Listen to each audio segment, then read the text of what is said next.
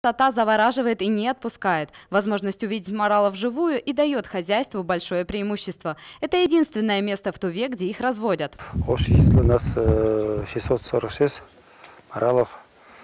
У нас сейчас морала рогачи. У нас 218 моралов рогачей. Мы сейчас ожидаем первый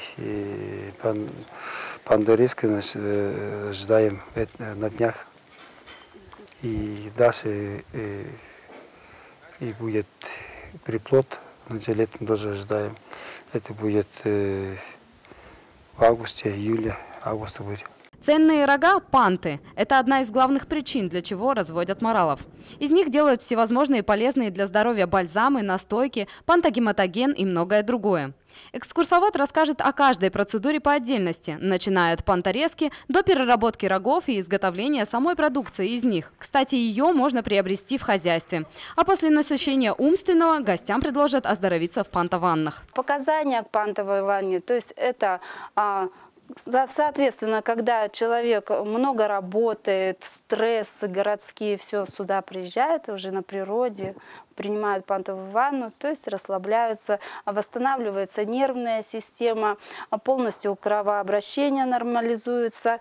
И, соответственно, иммунитет повышается. Но, пожалуй, самым зрелищным моментом во всей экскурсии будет встреча с моралами в их естественной среде обитания. Маршруты для туристов уже подготовлены, но они отличаются в зависимости от средств передвижения. На мораловодческом хозяйстве есть несколько видов маршрутов – пеший, на коне и на велосипеде. На коня вам помогут взобраться и, конечно же, сопроводят.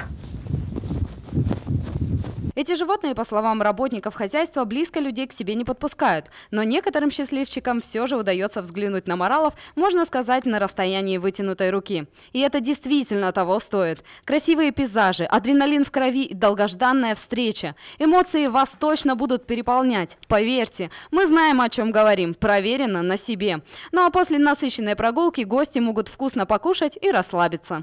Отдохнуть в гостевом домике 12 тысяч стоит сутки, и можно снять просто комнату за 4 тысячи.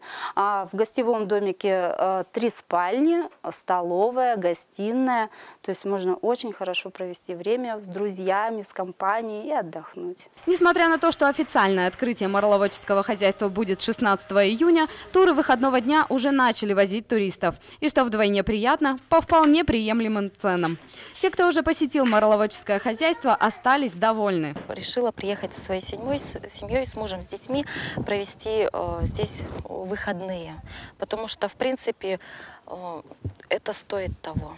Всех приглашаю сюда, хотя я здесь не сотрудник этого моралхоза, да.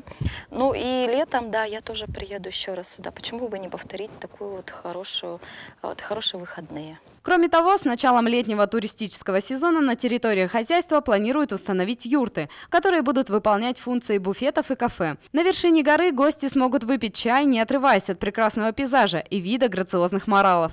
Любители отдыха на природе оценят по достоинству тур в мораловодческое хозяйство. Все подробности можно узнать по телефонам 2 45 45 и 8 913 343 46 46. Чинчи Самбуга, Игорь Стародумов, Ника Катина.